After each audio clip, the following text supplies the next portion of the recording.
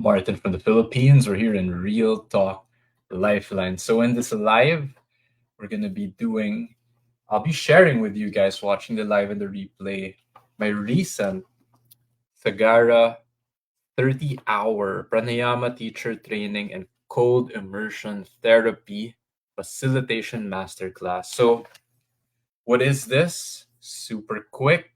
I'll just share very quick short background over here of how it looked.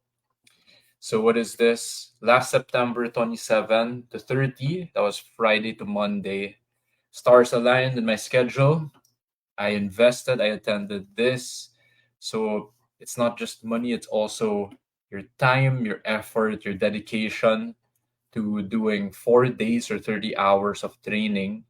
And this is a teacher training course. So there were six of us. I was there with five other teachers in training. So this is the manual. And then we also were tasked to make a workshop and teach. So two teams, we were teaching each other and putting it into practice.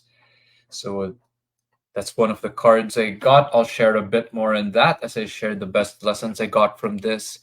And lastly, there you go. We do the ice bath or the cold immersion. I'll be sharing more about that. So back to here. Let me stop sharing the screen. So how am I going to integrate this training I just went to? I'll be actually answering some guide questions. So this is going to be a guided journal, and I'm going to be doing it live. So instead of just writing it, I'll also be sharing it live with you guys. So let's just get to it straight. What's the very first question or guide question of the guided journal? Number one, what is your biggest lesson or lessons? So what were the biggest takeaways I got? So number one, I did a video before this. One of my favorite lessons was this. So you could look it up in Real Talk Lifeline. It's called React versus Respond. So this is one of my favorite lessons that I got from the training. Now, some of you, or at any point, if you say, I already know that, are you living it? That's what I would ask. So a lesson might sound so simple, like react versus respond, and it became very real, especially when you're put in very high stress situations. So this is like the cold immersion or the ice bath when you are doing yoga or intense physical activities. So are you able to apply this lesson? Do you automatically react, the body going into fight or flight? So that's the amygdala, the part of the brain. Are you just in survival mode, or are you able to tap into another part of ourself, which is to respond? So we're using our own free will. We can actually control it using our breath and other techniques that we learned in this training.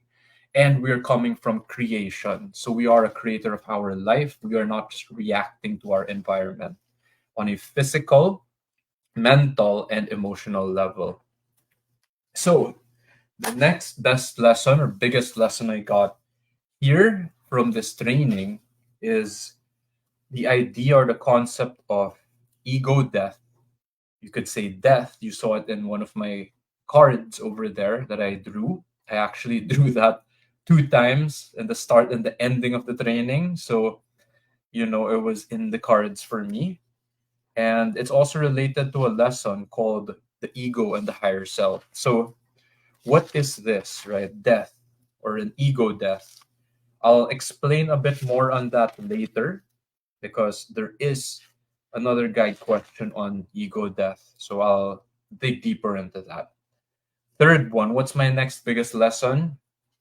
Making my own workshop and actually teaching it. So you saw in the screen sharing earlier, day 3. So there was a team. So my team, 3 of us, Jen, Jay, and myself, we were teaching the other group, the other team. It's as if we were running our own workshop.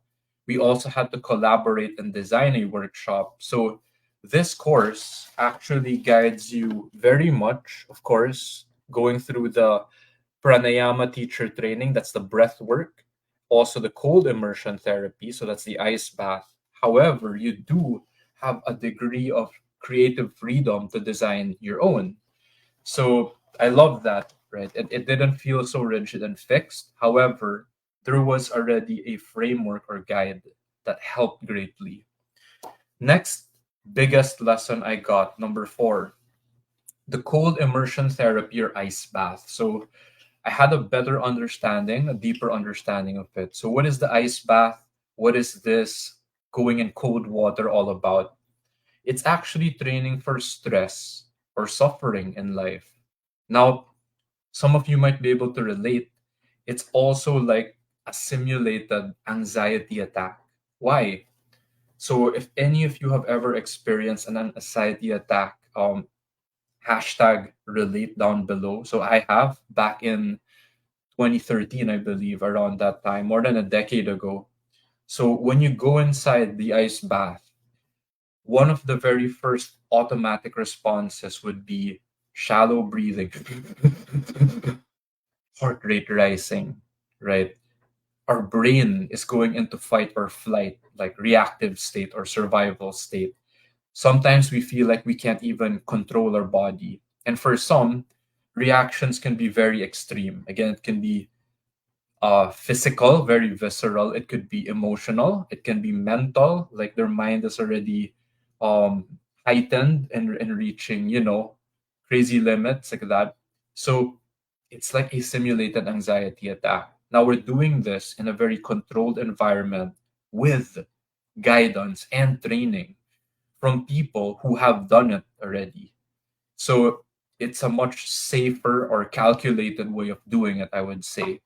So it made me understand growing up as a kid, like grade school, our shower didn't have a heater growing up.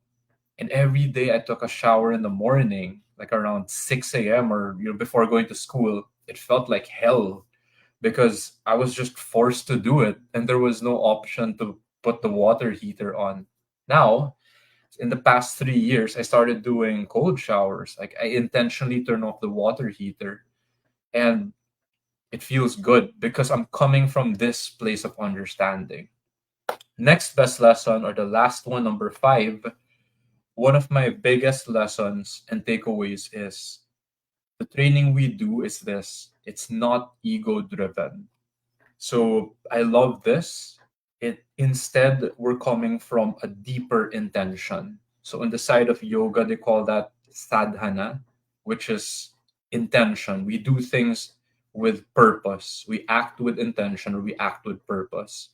So our intention is not to compete, right? My intention is not to have an ego trip and say, you did 5 minutes, oh, I'm going to do six, like that. So, why? That can actually lead to hurting yourself, right? Injury. It can also lead to a bad trip. And it usually leads to a bad outcome from experience. So, I love that the training emphasized this. It's not ego driven and instead with a deeper intention or a deeper purpose. I love that. Next guide question in the guided journal. What are three pranayamas that resonated with me? So before I answer that, what is pranayama? So it comes from the word prana, which means life force, or very simple, energy, right? And then it comes from the word ayama, which means to control. So it's controlling our energy. How do we do that? It's through our breath, just to keep it very simple.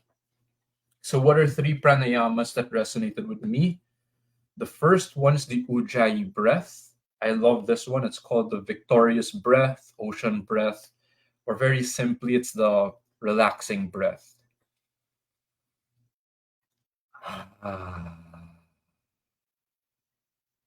So I just demonstrated one for you.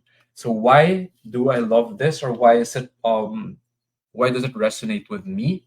Some people who know me may say, "Hey Martin, you're very chill, you seem laid back, relaxed, you talk slowly. um, I heard this in high school or in college. Someone said I talk like a stoner.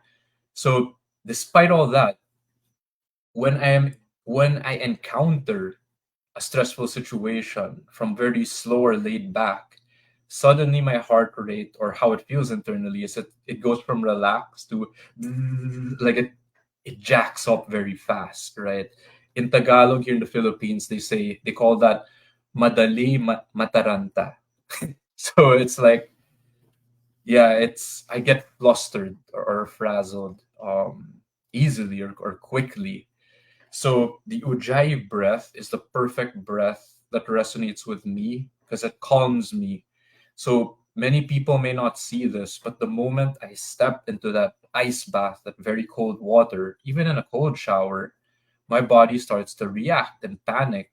It gets hijacked, right? So from hyperventilating, right, from reacting, from the Ujjayi breath is the perfect pranayama or breathwork technique that calms me down and it regulates me.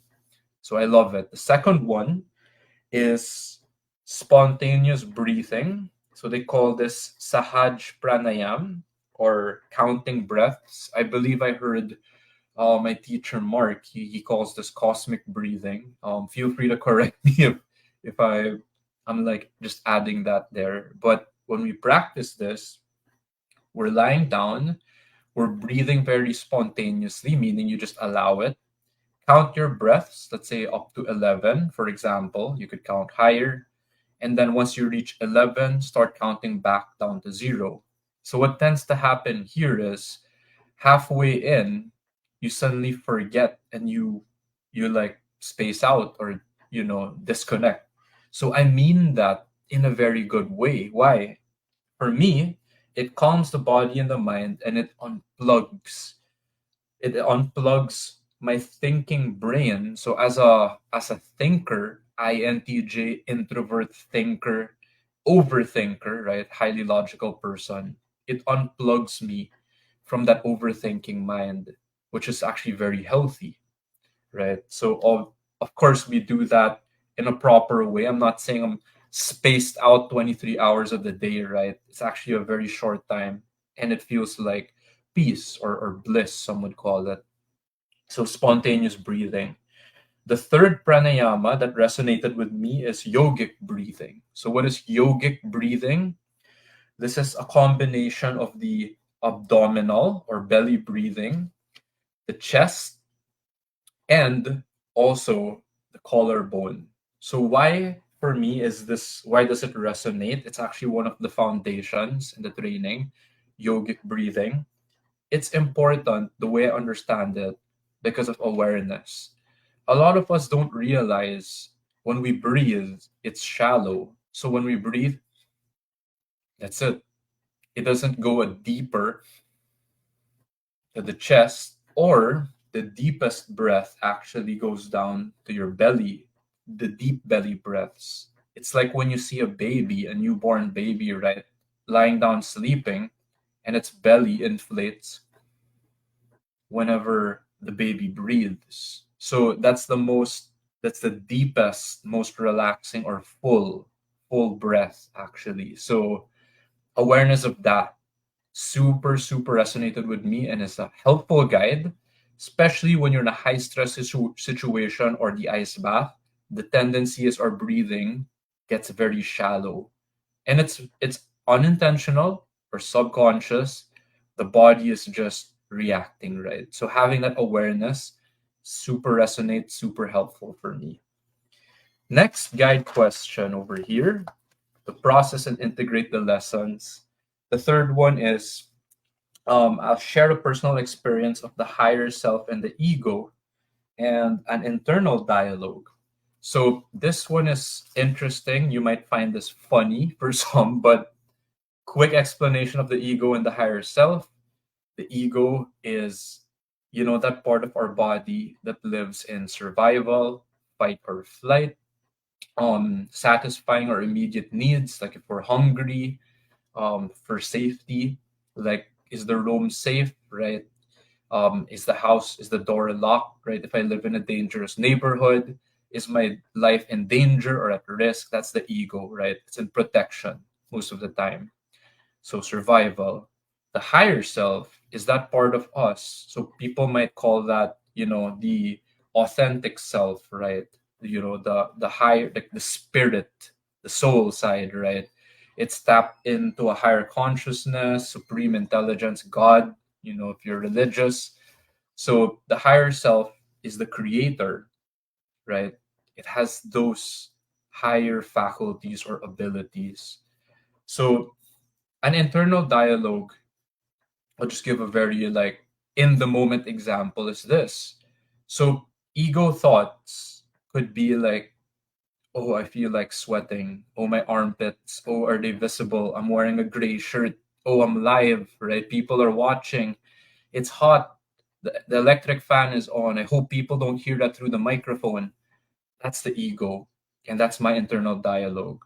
A lot of times I'm not aware of it, but since this guide question is asking me, I'm making intentional effort, having the awareness to like go deeper inside and reflect. And those are the thoughts, the voices coming out.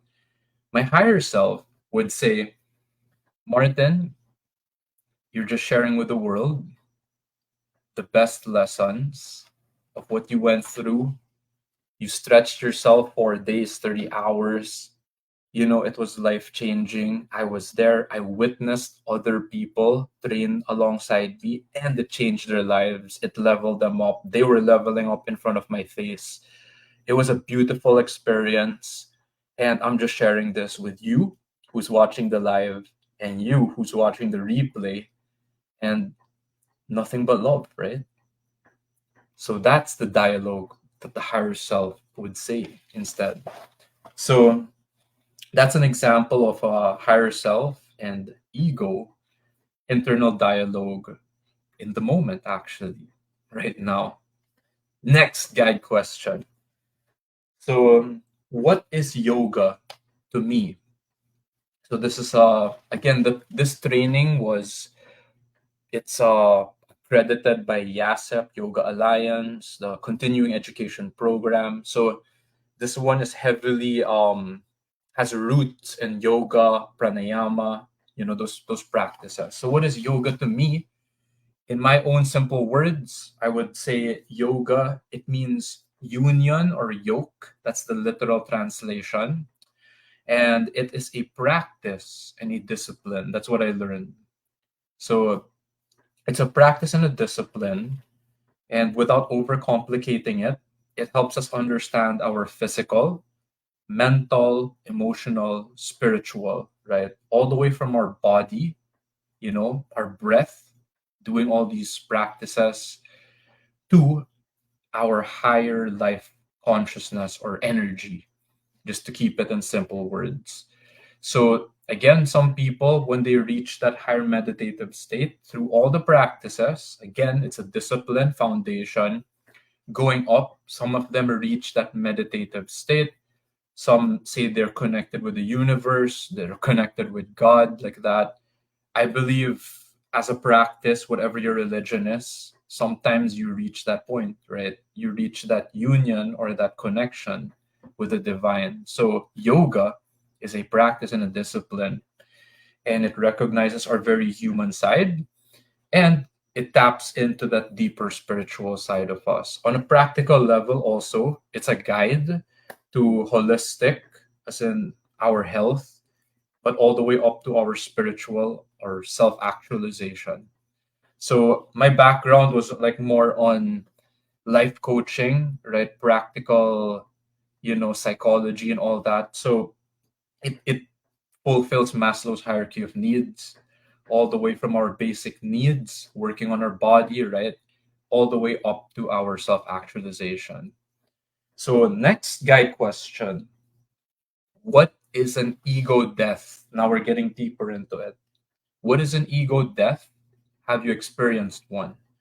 So, this one, when you learn what an ego death is, my tip here is you start to recognize that you have had one, or sometimes you've had multiple ones already. So, what is an ego death? For me, I would say it's just the death of the lower self. And to demonstrate this, I'll share a very recent example about 1 or 2 weeks ago. So I was going for a walk in the evening. This was maybe around 10 p.m. And then in the village, I was about halfway through. I was walking 5 kilometers, maybe about 1 hour already on the way back. So when walking in the village, right, I'm on the right side, the left side of the lane. I happen to be on the left side of the lane. Why? If I'm on the right side of the road, walking on the side, cars are coming from behind, right? I can't see. So I switch over to the left lane. So I see cars incoming, right? Easier for me to see, easier for me to evade, right? So no one's coming from the back. As I'm walking, empty road, dark, 10 p.m., late at night, a car comes from a turn, kind of like a blind corner or a curve. I'm on the left side of the road, like walking forward on the left lane. This car swerves and then goes back into the lane. In the moment, I was just reacting. I looked back at the car. I felt like, wow, this car swerved. He almost hit me, turns right back into the lane. Like, I just kept giving the car a very bad look. Like, you swerved, but you went right back into the lane. You almost hit me, like that. Now, why did this become an ego death? Just to keep the story short, my brain wasn't working. I was walking 5 kilometers, 1 hour in. It was dark at night. Happened suddenly in the moment, right? A few seconds later, like 30 seconds or so, as I'm walking, I realized I was at the wrong side of the road. So the car drives on the right side of the lane, right? And here in the Philippines, and I was on the left side of the road. So to keep it simple, I was walking on the car's lane, right? So he swerved and he came back to his lane. And that car could have gotten road rage. The car could have U-turned, could have chased me, tried to run me over, but the car didn't, right? And it was a moment where I really felt like, hey, I was wrong and he was right. So it was very humbling. And if any of you have experienced this, where you or I, we felt like we were so certain that we were right, like, I know I'm right. And then a few seconds later, realized that I was wrong. Like, I thought I was so right, but I was wrong. You were right. So I experienced a moment like that, super humbling. That was an ego death. And that was just a recent one, right? So you could comment down below ego death if you've ever experienced a moment like that. It can also be a very different version. I'm curious to hear your own version of an ego death. Ego death, again, is just the death of the lower self. It's usually when we're stuck in our survival, we're narrow minded, we're in a moment we're only thinking of ourselves. And then we suddenly realize that, hey, the higher self, right, which sees wisdom, it sees understanding, it sees love or peace. Suddenly you ascend or you reach that higher level of understanding. So the death of the ego rises into the birth of the higher self, actually. So what's the opposite of that? It's staying stuck in the ego and saying, I'm right, right? But he was wrong, like that. So that's saying stuck in the ego. And the ego still lives. So ego death is actually really beautiful. When I started to understand it that way, oftentimes it's very painful. But then when we go through the training this way, we understand that in a very different perspective and way. So that's an ego death, and that's my experience of one. Next guide question: what is flow state in my own words? Do you have your own flow state activity that you could share, and how does it make you feel? So Flow state, I first heard this line from a mentor, Owen Cook, or one of my early mentors. This is probably back in 2014 or some those years around that time. And then a book. So the author Mihai Csikszentmihalyi. So again, it's hard to spell it like it's Mihaly Kaziksen whatever, right? But it's pronounced Mihai Csikszentmihalyi, and the book is called Flow. So, in my own words, from what I learned from my mentor, how I processed that over the years is flow is the balance of your ability and challenge. So, if my ability is too low and the challenge is high, I'm going to feel frustration, anxiety, right? Now, if my ability is really high and then the challenge is low, I'm going to feel boredom, right? Disconnected. Like this is no challenge. This is too easy. I don't. This is not fun like that. So flow is when you're actually aligned with that. So what's my own flow state activity? Personal experience. I got into motorcycles 2014. I got a big bike. I had to learn first. So I went to the Honda safety uh, driving school or the Honda safety riding school for the motorcycles.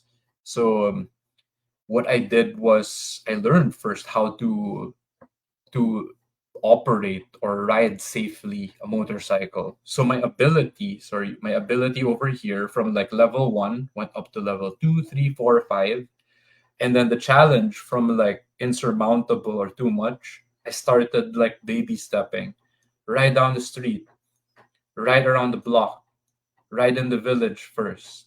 The next quantum leap is riding out of the village. Big bike, you can go on the highway, right? The skyway and all. So why is motorcycle riding for me a flow state activity? When you are riding, I'll put this in very simple terms. Your focus is one. So people who drive a car, like that, multitaskers, can you text? Well, not text, okay. Let's say, can you use your phone while driving? Speakerphone call, like that. Some people text, some people open their apps like that, right? Now, in a motorcycle, you can't do that. Why? Try it. And I don't mean those guys riding the automatic scooters, like one handed, so they can use a cell phone. I was riding a big bike, so this one has a clutch. You need to use both hands and clutch and then throttle, right? So hands are dedicated to the motorcycle. If you lose your balance, you're going to tilt over, you're going to fall, right? So it requires your undivided attention in a very good way. So the mind is not going to overthink. It's like one in the moment. It taps you into the present. So you could try it. Riding a motorcycle. I heard of some people experience the same through uh, surfing, through some other activities. I'm curious. Comment down below. What are some of your flow state activities? So these are things that you do that get you in the zone, get you in the flow, right? Where it feels like time is passing and you're just high or like in the moment, right? And it feels good. So motorcycle riding was one. Since I don't ride anymore, I sold my big bike a few years ago. Recently, it has been walking, I believe. Some people they feel that when they get runner's high, so that's a state of flow. And then also the ice baths. So when you get into the ice bath and you get past the first 1.5, 2 minutes, that's the hardest part. They call that you get unlocked the moment you start smiling in that harsh environment, then you are in flow already at that point. So it's amazing, right? And it how does it feel? Yeah, it feels like I'm very present to the moment. It feels very healing because all the noise in the head is away. You can't think about your BIR filing, which is coming up for the third quarter, when you're in the ice bath or you are in a flow state. because you're in the present. You're not thinking of the future, not in anxiety. You're not thinking of the past in rumination. You're just in the present. That's flow. Also, I recently just finished reading a book called Ikigai. So it's this Japanese concept, and they do mention that flow is also one of the secrets to achieving your ikigai and living a purposeful and very happy long life. So it's actually a very practical and helpful thing to do and to learn in life. Next, guide question. So what is the difference between power and subtle breathing exercises? So, power breathing, I'm just going to keep this very simple. Power breathing is to upregulate the body. So, we can do this through certain techniques, let's say the Wim Hof breathing method, right? Or the Wim Hof breath. So,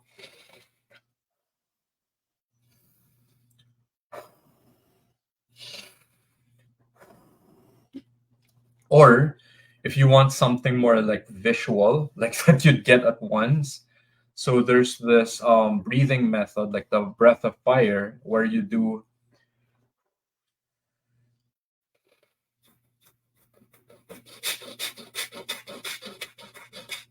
Now, some of you who just see that and maybe hear it a bit, if you could through the microphone, you're already getting upregulated, meaning your heart rate is probably getting faster just when you look at me. Your body's starting to feel a little warmer or hotter. Um, you're feeling more alive. Your energy is like up and flowing, upregulate. Now, what is subtle breathing? Subtle breathing exercises. Very simply, this means to downregulate. So I shared one of my favorite ones, the Ujjayi breath. So deep breath in, slowly letting it out. Ah, taking your time, not rushing. So there are some breaths that are even slower. Into the belly, into the chest, and then into the head, holding it just a bit, and then letting go. So why did I do that? Why did I demonstrate? That is an example of subtle breathing or down regulating the body, calming it, relaxing it, which leads into the next guide question. The next guide question is, what is the difference between sympathetic versus parasympathetic state?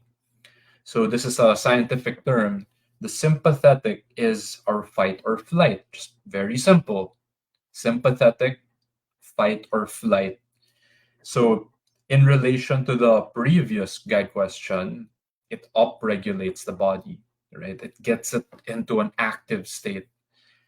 Parasympathetic state means rest and digest. Again, parasympathetic, rest and digest. In relation to the previous guide question, it's related to down regulating, right? So how do we access each state? We can do it through the breathing exercises. So I just demonstrated earlier, you could rewind. So you can do power breathing to upregulate, to get into that sympathetic state, fight or flight. Or you can do subtle breathing exercises to downregulate the body to get it into a rest and digest level. Why is this important, by the way? Parasympathetic or rest and digest, downregulate. This is when the body heals and recovers, repairs itself naturally. So it's also very important. It's not all fight, it's not all upregulate, it's not all intensity. The body will break down if it's always in that state, right? So we are reaching near the end. The last guide question: can you explain in my own words shock and release therapy? So what is shock versus release therapy? So shock therapy, or when we do these practices, especially the breathing or the cold immersion, this one shocks the body on the level of our vascular system, right? So our blood vessels, right, all over our body, our immune system, and our cortisol or the stress hormone in our body. So it has a literal shock into our body when we step into that the cold shock. This can also be done in other ways. Again, whether it's heat shock, you step into a sauna, right? Or you do intense physical activity training. Again, that's a form of hormesis or healthy stress, right? It shocks the body. Now, what is release therapy? Release therapy, so there are two sides of this. I already mentioned the scientific side, kind of related to the shock therapy, which it releases healthy hormones in the body: dopamine, oxytocin, serotonin, endorphins, the happy hormones, right? It also releases adrenaline, epinephrine, or noradrenaline, or epinephrine.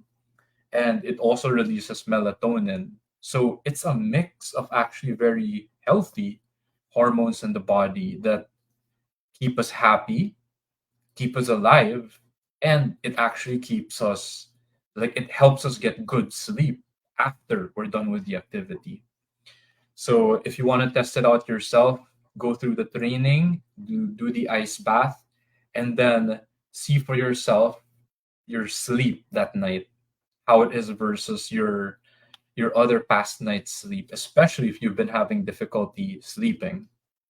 So, and don't worry, you will have a chance because I have an upcoming workshop, my very first one, called Emotional Alchemy. I'll share it with you in the end if you want to experience it and sign up.